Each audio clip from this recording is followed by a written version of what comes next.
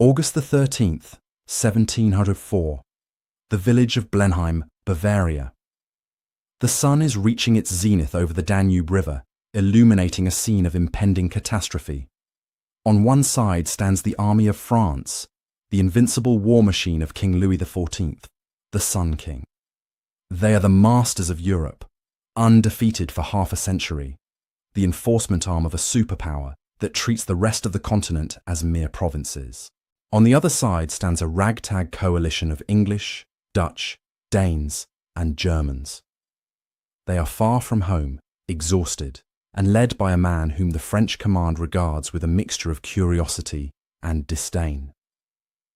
He is an Englishman, a representative of a small island nation known more for its internal civil wars than its martial prowess. To the French marshals across the field, the idea that this man could halt the expansion of the Bourbon Empire is laughable. The man sitting atop his horse, scanning the enemy lines through a brass telescope, is John Churchill, the first Duke of Marlborough. He does not look like a man on the brink of annihilation. Witnesses describe him as possessing a supernatural calm, a serenity of soul that seems to deepen as the chaos of battle intensifies. He wears the scarlet coat of the English army, but across his chest is pinned the diamond star of the Order of the Garter, glittering in the sunlight, making him a beacon for every enemy marksman. He ignores the danger. He is looking for something specific. He is looking for the hinge of the battle, the psychological and physical breaking point of the enemy. This moment at Blenheim is the fulcrum of modern history. Before this day, Britain was a peripheral player, a naval nuisance with a negligible land army. After this day, Britain would begin its ascent to becoming the greatest empire the world has ever seen. And the architect of this transformation was not a king or a prime minister, but this singular, complex and deeply flawed general. John Churchill is the godfather of the British Army. Without him, there is no Wellington, no Montgomery, no tradition of the thin red line. He taught the British how to win, but to understand the genius of Marlborough, we must first confront the paradox of his character. He is perhaps the most difficult man in military history to pin down. On the battlefield, he was an angel of deliverance, a commander who never fought a battle he did not win, nor besieged a fortress he did not take. He possessed a mind that saw warfare not as a static geometry, but as a fluid, living thing. He understood logistics, morale, and the terrifying power of speed in an age of slow-moving armies. He was a diplomat of supreme skill, holding together a fracturing alliance of jealous nations through sheer charm, flattery, and patience. Yet, off the battlefield, the portrait darkens. John Churchill was a man of cold calculation. He rose from the ashes of a family ruined by the English Civil War, and the poverty of his youth left him with a pathological fear of being poor again. He was avaricious, often accused of loving money more than honour. He was a political chameleon who betrayed two kings to secure his own survival. He abandoned James II, his patron and mentor, in the middle of the night, defecting to the invading William of Orange. Later, serving William, he would secretly write to the exiled James, hedging his bets in case the winds of fortune shifted once more. Historians have wrestled with this duality for 3 centuries. Was he a patriot who did what was necessary to save Protestant Europe from French tyranny? Or was he a supreme mercenary, a man who would sell his soul for a shilling, but fight like a lion for a sovereign? The truth, as it often does, lies in the synthesis of these extremes. His ambition was the engine of his genius. His desire for wealth and status drove him to perfect the art of war.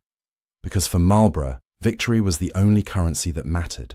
As the cannons begin to roar at Blenheim, we see the culmination of a lifetime of preparation. This is not just a battle, it is the collision of the old world and the new. The French fight by the old rules, valuing position and manoeuvre. Marlborough is about to rewrite the textbook. He is about to introduce the concept of annihilation. But to understand how he arrived at this field, commanding the destiny of Europe, we must go back to the beginning. we must look at the crucible that forged him, and the strange twist of fate that saw Britain's greatest general learn his trade in the service of the very enemy he was now destined to destroy. The story begins in the wreckage of the English Civil War. John Churchill was born in 1650 at Ash House in Devon, but it was a birthright of ashes rather than silver spoons. His father, Winston Churchill, had been a staunch royalist who backed the losing side. The family was destitute, living on the charity of relatives, stripped of their estates and their dignity by the victorious parliamentarians. This early exposure to the humiliation of poverty burned a mark onto the young John's psyche that would never fade. It created a hunger in him, a desperate, clawing need for security and status. He learned early on that principles were noble, but gold was survival. When the monarchy was restored under Charles II in 1660, the Churchills returned to favour, but the money did not follow. The young John was sent to court, not as a wealthy heir, but as a page boy who had to sing for his supper. It was here, in the shark tank of the Restoration Court, that he first honed his weapons. He had no fortune, but he had himself. He was possessed of a striking beauty, an easy grace, and a charm that could disarm the most cynical courtier. He learned that a smile and a well-placed compliment could open doors that were locked to men of mere talent. He learned to be opaque, to hide his true thoughts behind a mask of polite agreeability. This was the diplomat in training, the man who would one day charm kings and emperors into doing his bidding. But court intrigue was not enough to satisfy his ambition. He needed a stage where merit mattered more than lineage. He chose the army. In the 1670s, the English army was a negligible force, often acting as a mercenary auxiliary to the true superpower of the age, France. In a profound historical irony, the young Churchill was sent to the continent to fight under the command of King Louis XIV as part of an English brigade loaned to the French. His destination was the finishing school of war. He was placed under the command of the Marshal General of France, Henri de la Tour d'Auvergne, Vicomte de Turenne. Turenne was a legend, a master of strategy who was revolutionizing warfare.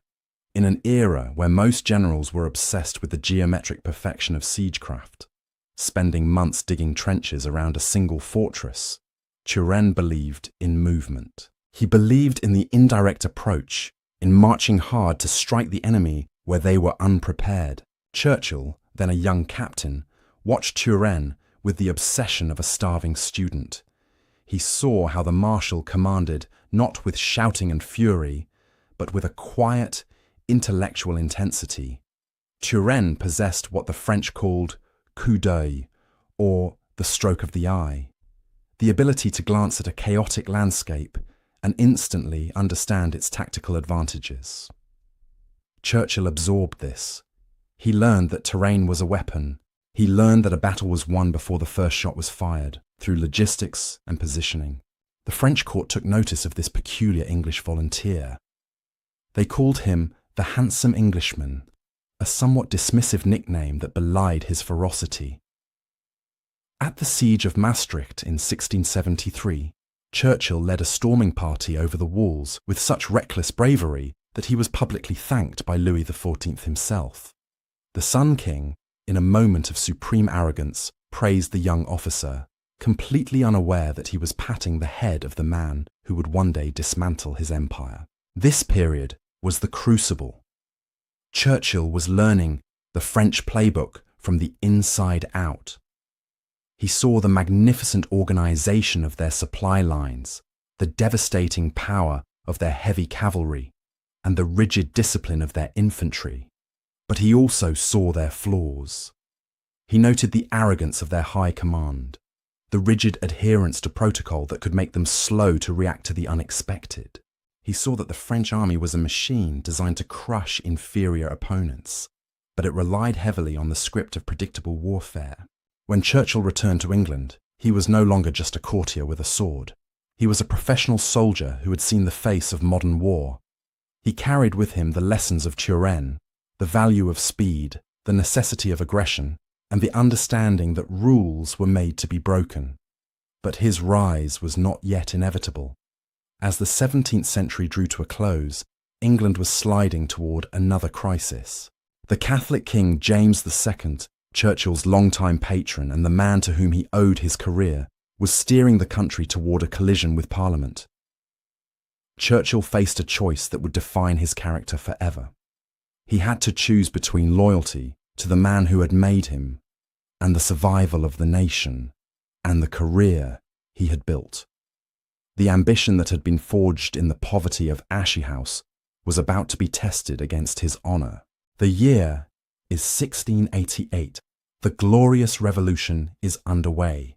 William of Orange has landed at Torbay with a Dutch army, ostensibly to save English Protestantism from the Catholic King James II. The country is holding its breath. The king turns to his most capable commander, the man he raised from nothing, John Churchill. He promotes him to lieutenant general and entrusts him with the defence of the realm. James believes that Churchill, the creature of his own making, will stand as his firewall. He is wrong. On the night of November the 23rd, at the Royal Army camp near Salisbury, Churchill makes his move. It is a masterclass in cold calculation. Under the cover of darkness, he rides out of the king's camp with 400 officers and men, defecting directly to the invading Dutch prince. He leaves behind a letter for the king, filled with plain justifications about the sanctity of the Protestant religion, but the act speaks louder than the ink. It is a mortal blow to James II. When the king hears the news, his will to fight collapses. The army disintegrates. The king flees. This betrayal haunts Churchill's legacy. To his defenders, it was a supreme act of patriotism, sacrificing personal loyalty for the greater good of the nation. To his detractors, it was the ultimate opportunism, a rat sensing the sinking ship and leaping to the stronger vessel. The truth is likely that Churchill saw the inevitability of James's fall and refused to be buried under the rubble. He chose the winning side, ensuring his survival, but he paid for it with his reputation. For the rest of his life, he would be viewed with suspicion. If he could betray the man who made him, who could ever trust him? King William III certainly did not. The new monarch was a dour, pragmatic Dutchman and a soldier himself. He recognized Churchill's brilliance, but he despised his character. For the next decade, Churchill lived in a twilight world. He was given titles and commands, but he was kept at arm's length. William knew that Churchill was hedging his bets. In a display of breathtaking duplicity, even while serving as William's general, Churchill was secretly writing letters to the exiled James II in France, asking for forgiveness and promising loyalty should the old king ever return. This was Churchill's insurance policy.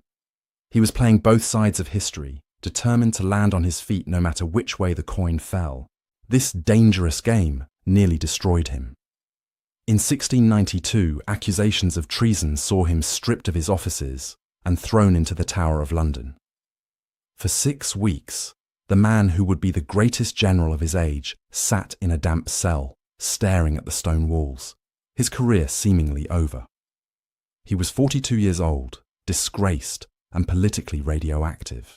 But Churchill possessed a weapon even more powerful than his military mind: his wife, Sarah. The relationship between John and Sarah Churchill is the emotional core of this story. It was a love match in an age of arranged marriages, passionate, volatile, and deeply political. Sarah was fierce, intelligent, and famously difficult. Most importantly, she was the childhood best friend and confidant of the Princess Anne, the heir to the throne. While John languished in the political wilderness, Sarah held the heart of the future queen. In 1702, the wheel of fortune turned. King William died after a fall from his horse. Queen Anne ascended the throne. In an instant, the Churchills went from outcasts to the most powerful couple in England. Anne, who was dependent on Sarah's emotional support and guidance, immediately appointed John Churchill as Captain General of her forces. He was 52 years old, an age when most generals of the era were looking toward retirement. He stepped onto the world stage at a moment of supreme crisis. The War of the Spanish Succession had erupted. It was a conflict of staggering scale, a World War I that pitted the might of a unified France and Spain against the rest of Europe. The French King Louis XIV sought to place his grandson on the Spanish throne, effectively erasing the Pyrenees and creating a Bourbon hegemony that would dominate the globe. Marlborough was tasked with leading the armies of the Grand Alliance, a bickering, fragile coalition of Dutch, Austrians, Prussians, and Danes. He arrived in the Low Countries not just as a general, but as the glue holding the alliance together. He faced a French army that was larger, better funded, and commanded by marshals who viewed him as a washed-up courtier. They expected him to play by the rules, to maneuver cautiously, to besiege a few towns, and to avoid major battles. They had no idea that the man they were facing had spent 30 years studying their playbook specifically to dismantle it. The apprentice was about to become the master. The early years of the war, 1702 and 1703, were a lesson in frustration. Marlborough was nominally the commander-in-chief, but his power was strictly checked by the Dutch government. The Dutch, traumatized by decades of French invasions, were obsessed with defense. They attached field deputies, civilian bureaucrats, to Marlborough's headquarters. These men had veto power over his decisions. Whenever Marlborough saw an opening to strike, the deputies would urge caution, preferring to besiege a town rather than risk the army in open battle. For a commander of Marlborough's vision, this was torture. He described it as being chained to a corpse, but these frustrations forced him to crystallize his own philosophy of war. The prevailing doctrine of the 18th century was one of geometric caution. Generals moved armies like chess pieces, seeking to capture territory or fortresses. Battle was avoided because soldiers were expensive and hard to replace. Marlborough rejected this entirely. He understood a terrifying truth: a war of sieges could last forever, bleeding the treasury dry. To win, he had to destroy the enemy's capacity to fight. His objective was not a hill or a fortress. It was the annihilation of the French field army. He sought the decisive action. He also revolutionized the machinery of war. He knew that a hungry soldier is a useless soldier. In an era where armies often starved or dissolved into banditry to survive, Marlborough became a master of logistics. He obsessed over bread wagons, the quality of boots, and the timing of pay. He enforced strict discipline. Pillaging was punishable by death, which meant the local populations did not rise up against him. His men, whom he affectionately called "my rascals," began to trust that Corporal John would never waste their lives needlessly, nor let them go hungry. By 1704, the war had reached a critical juncture. The French had allied with the Elector of Bavaria, creating a massive force deep in the heart of Germany. Their target was Vienna, the capital of the Holy Roman Empire. If Vienna fell, the empire would collapse, the Grand Alliance would shatter, and France would win the war. The Dutch, concerned only with their own borders, refused to let Marlborough take the army south to save Vienna. They wanted him to stay in the Low Countries to guard their canals. Marlborough hatched a plan of breathtaking audacity. He decided to lie to everyone. He told the Dutch he was moving south to the Moselle River for a limited campaign. He told the French the same thing. In reality, he intended to march his army 250 miles from the North Sea to the Danube, right across the face of the enemy, to strike at the heart of the Franco-Bavarian force. It was a strategic gamble that could have ended in total disaster. If the French realized his true objective, they could cut his supply lines and destroy him. The march to the Danube began in May 1704. It remains one of the greatest feats of logistics in military history. As the Scarlet Caterpillar, a column of redcoats miles long, wound its way through Germany, Marlborough's genius for organization shone. He sent officers ahead to arrange food depots and new shoes for the soldiers at every stage. He marched in the cool of the early morning to avoid the heat, allowing the men to rest in the afternoon. The French were paralyzed by indecision. Because Marlborough kept his destination secret, feinting first toward the Moselle, and then into Alsace, the French marshals froze. They couldn't decipher his intent. Was he attacking the forts on the Rhine? Was he invading France itself? By the time they realized he was heading for the Danube, it was too late. He had slipped the net. When Marlborough arrived at the Danube, his army was not an exhausted wreck, but a fighting force in prime condition. It was here that he met his counterpart, Prince Eugene of Savoy, the commander of the Austrian imperial forces. Eugene was a man who shared Marlborough's aggressive spirit and his disdain for defensive warfare. When they met, it was described as two bodies sharing a single soul. They immediately agreed to combine their forces and seek battle. They found the enemy near the village of Blenheim. The French and Bavarians, commanded by Marshal Tallard, had taken up a strong defensive position behind a marshy stream called the Nebel. They had 56,000 men and 90 cannons. Marlborough and Eugene had 52,000 men and 66 cannons. The French assumed Marlborough would retreat. The conventional wisdom was that you did not attack a larger army in a prepared position. But Marlborough had marched 250 miles for this moment. He snapped his telescope shut and ordered the impossible. He would attack. The morning of August 13th broke with a thick mist covering the marshy ground around the Nebel stream. As the sun burned through the fog, the French commanders were stunned to see the Allied army deploying in battle formation. Marshal Tallard, confident in his position, believed Marlborough was bluffing. The French line was anchored on the right by the village of Blenheim, which sat on the banks of the Danube, and on the left by dense woods. Between these two strong points lay the centre. Open ground, but protected by the marshy, boggy banks of the Nebel. Tallard considered the centre impassable for cavalry and artillery.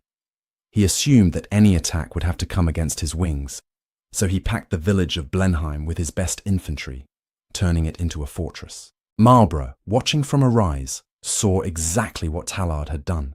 He saw the trap, but he also saw the flaw.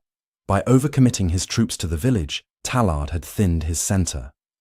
Marlborough's plan was a masterpiece of misdirection. He would launch ferocious assaults on both the French left and right wings, forcing Tallard to feed even more reserves into those grinders. Then, once the French centre was stripped bare, Marlborough would do the unthinkable. He would bridge the impassable marsh and drive a steel wedge through the middle of the enemy line. The battle began at noon. On the left, Lord Cutts led the British infantry against the village of Blenheim. It was a slaughter. The French had turned the houses and hedges into a kill zone. Wave after wave of redcoats charged the palisades, only to be cut down by withering volleys of musketry. But they did not stop.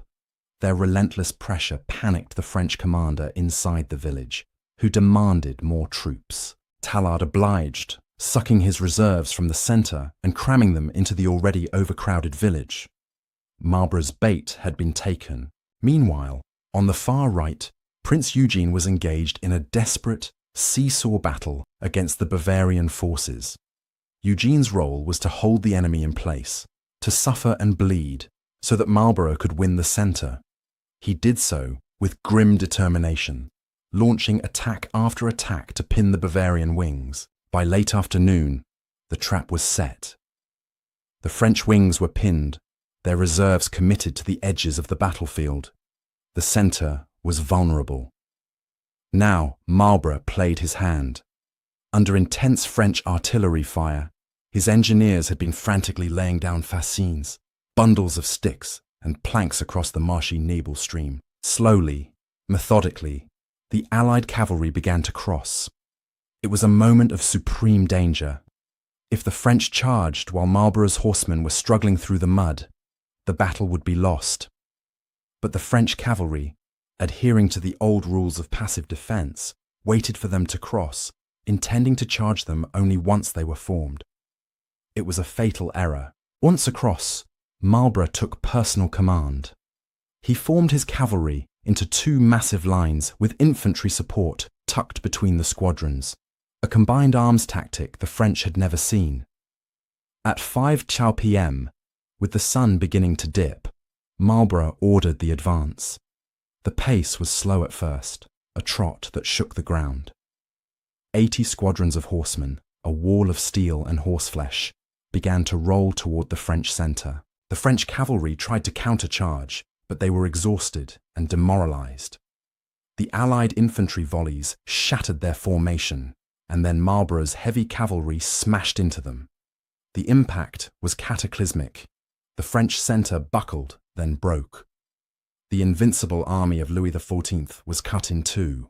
The rout that followed was absolute.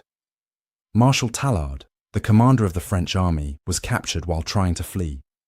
The thousands of French infantry trapped in the village of Blenheim, surrounded and cut off, surrendered en masse. As the sun set, the field was covered with 30,000 casualties. The French army had not just been defeated, it had been obliterated. The threat to Vienna was gone. The myth of French invincibility was shattered. And standing amidst the smoke and the ruin, unhurt and calm as ever, was John Churchill. He took a bill of tavern expenses from his pocket and scribbled a note to his wife, Sarah. "I have not time to say more, but to beg you will give my duty to the Queen, and let her know her army has had a glorious victory." Blenheim made Marlborough a legend. He returned to England not merely as a general, but as a colossus. Queen Anne bestowed upon him the dukedom and granted him the royal manor of Woodstock, where a grateful nation would build him a palace named after his greatest victory, Blenheim Palace. It was the only non-royal residence in England to hold the title of palace, a stone testament to his unparalleled status. But while the masonry was being laid, the war raged on. The French, though bloodied, were a superpower with deep reserves. They rebuilt their armies with terrifying speed, and by 1706, they were ready to test the Englishmen again. This time, the challenge came in the Spanish Netherlands, modern-day Belgium. The French king, Louis XIV, stung by the humiliation of Blenheim, urged his commander, Marshal Villeroy, to seek battle and crush the upstart Duke. Villeroy was eager to oblige. On May 23, 1706, near the village of Ramillies, the two armies met. If Blenheim was a triumph of courage and shock, Ramillies would be a masterpiece of intellect and deception. It remains perhaps the finest example of 18th century tactical maneuvering ever recorded. The battlefield was dominated by a vast open plain, perfect for cavalry. Villeroy, confident in his numbers, 60,000 men matching Marlborough's 62,000, drew up his army in a concave arc, a crescent shape intended to envelop the Allies. He placed his best troops, the Maison du Roi, the King's Household Cavalry, on his right flank, expecting the main blow to fall there. Marlborough, scanning the field from a high ridge, spotted a subtle geographical feature that Villeroy had missed. The Allied line was shorter than the French line, meaning Marlborough could move troops from one wing to another faster than his enemy could. More importantly, there was a dip in the ground behind the Allied centre, a reverse slope that hid troop movements from French observers. The Duke began his performance. He launched a noisy, aggressive feint against the French left, attacking the village of Autre-Église with his red-coated infantry. To Villeroy, this looked like the main assault. Panic set in. The French marshal frantically stripped units from his centre and right to reinforce the threatened left. He was reacting exactly as Marlborough had predicted. As the French troops rushed to the left, Marlborough executed his sleight of hand. He ordered his cavalry on the opposite wing, his right, to disengage. They rode back down the reverse slope, out of sight of the French, and galloped furiously across the rear of the battlefield to join the main body on the left. To Villeroy, looking through his telescope, the Allied right wing still appeared to be in place, because the regimental standards, flags, had been left behind on the ridge to maintain the illusion. In reality, Marlborough had just achieved massive local superiority. He had secretly massed almost his entire cavalry force against the weakened French right. When he unleashed them, the effect was overwhelming. The French household cavalry, the pride of Versailles, found themselves outnumbered 5-1. They fought bravely, but they were swamped by the sheer weight of the Allied charge. But the battle was not without its cost. In the heat of the melee, Marlborough threw himself into the fray to rally a faltering squadron. It was a moment of madness for a commander-in-chief. He was recognized by French dragoons who surged toward him, slashing at him with swords. He was knocked from his horse, tumbling into a ditch. As he scrambled to his feet, dazed and vulnerable, a French trooper swung a sabre at his head. He was saved only by the arrival of his equerry, Colonel Bringfield, who brought a fresh horse. As Marlborough mounted, a cannonball, likely a stray shot, tore Bringfield's head clean off his shoulders, the blood splattering over the Duke. Marlborough did not flinch. He wiped the blood from his coat, remounted, and continued to direct the charge. The psychological impact of seeing their commander survive such carnage galvanized his men. The French line collapsed completely. Unlike Blenheim, which was a hard-fought slugging match, Ramillies was a rout. The French army dissolved, losing 13,000 men to Marlborough's 1,000. In the weeks that followed, city after city in Flanders threw open its gates to the Duke. He had conquered an entire country in a single afternoon, not with brute force but with a magic trick. Yet, as his military star reached its zenith, the shadows at home were lengthening. The political landscape in London was shifting. The Queen's affection for Sarah Churchill was cooling, replaced by the whispering influence of new favourites, and the English public, fickle as ever, was beginning to ask a dangerous question. Was this war being fought for the safety of the nation, or to line the pockets of the Duke of Marlborough? The architect of greatness was about to find that his enemies in London were far more dangerous than the French marshals he defeated on the field. By 1709, the war had ground on for 8 long years. Europe was exhausted. France was a nation of skeletons, ravaged by famine and the cost of the conflict. King Louis XIV, humbled and desperate, sued for peace. He offered terms that would have been unthinkable a decade earlier, essentially surrendering everything the Allies had fought for. But the British government, intoxicated by Marlborough's victories, demanded too much. They insisted that Louis not only surrender Spain, but use his own army to remove his grandson from the Spanish throne. It was a humiliation too far. Louis rejected the terms and issued a stirring appeal to his people. If I must fight, I will fight my enemies, not my children. The war resumed, but the nature of it changed. The French were no longer fighting for dynastic ambition. They were fighting for national survival. The mood turned dark and desperate. And it was in this grim atmosphere that Marlborough marched toward the fortress of Mons, meeting the French army near the woods of Malplaquet. The Battle of Malplaquet, fought on September 11th, 1709, was the terrifying inverse of Blenheim. At Blenheim, Marlborough had used movement to avoid slaughter. At Malplaquet, he had no choice but to walk into it. The French commander, Marshal Villars, a man as capable as Marlborough, had constructed formidable defensive earthworks between 2 dense woods. He had created a kill box. Marlborough's plan was a blunt instrument, a massive hammer blow to shatter the French entrenchments. For 6 hours, the Allied infantry marched into the mouths of the French cannons. The Dutch Blue Guards were mown down in windrows, losing 5,000 men in 30 minutes. The British infantry fought a savage hand-to-hand struggle in the darkened woods of Tignières, bayonet against bayonet in the gloom. The Allies eventually broke the French line, and Villars retreated, leaving Marlborough in possession of the field. But it was a victory of ashes. The Allied army had suffered over 24,000 casualties, double that of the defeated French. It was the bloodiest day of the 18th century, a record of carnage that would stand until Napoleon marched into Russia 100 years later. A shaken French officer wrote, "The ground was so covered with dead that we could not see the earth." Marlborough, riding over the corpse-strewn field, was physically sickened. He wrote to a friend, "I am so tired that I have but strength enough to tell you we have had this day a very bloody battle." In London, The news of Malplaquet was not greeted with bonfires, but with horror. The political opposition, the Tories, seized upon the casualty lists. They branded Marlborough a butcher who was feeding British blood into a meat grinder to satisfy his own ego and greed. The political ground beneath his feet crumbled.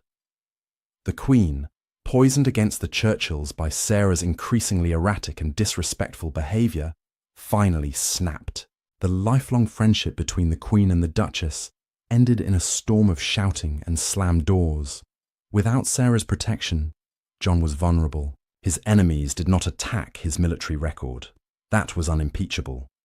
Instead, they attacked his wallet. They launched an investigation into his accounts, discovering that he had taken a 2.5% commission on the bread contracts for the army in the Low Countries and had deducted 2.5% from the pay of foreign mercenary troops. Marlborough argued that this was standard practice, perquisites used to fund his secret service and spy network, a network that had provided the intelligence for his greatest victories. It didn't matter.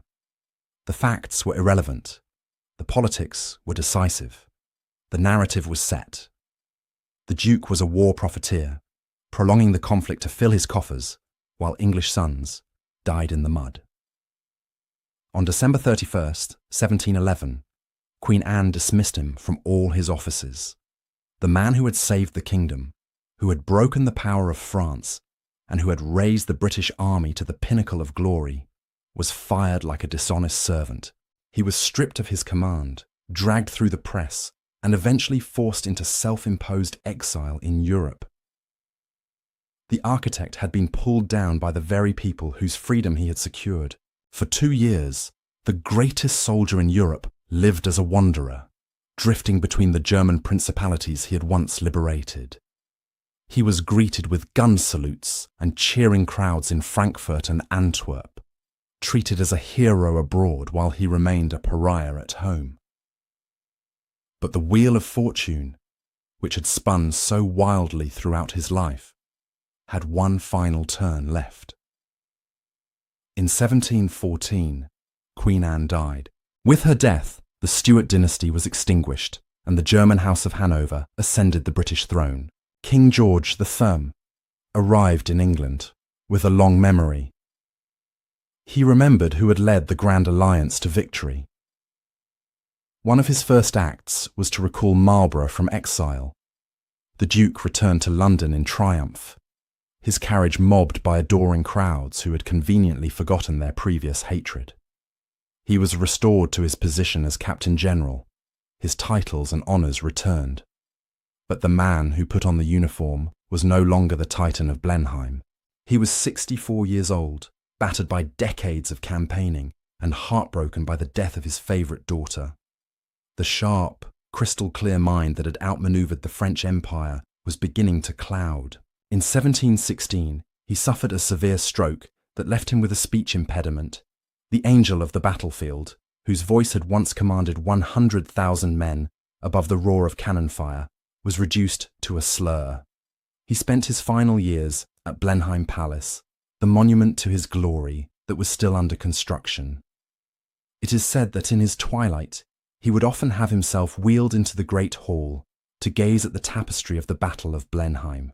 On one occasion, staring at the woven image of his younger self leading the charge, he was heard to murmur, "That was a great man once." On June 16th, 1722, John Churchill, the first Duke of Marlborough, died at Windsor Lodge.